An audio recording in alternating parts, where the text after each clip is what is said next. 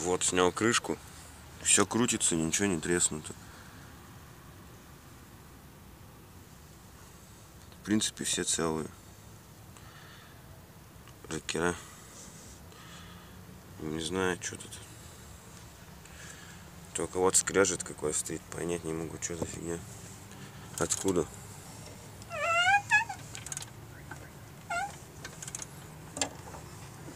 Все рокера работают вроде бы.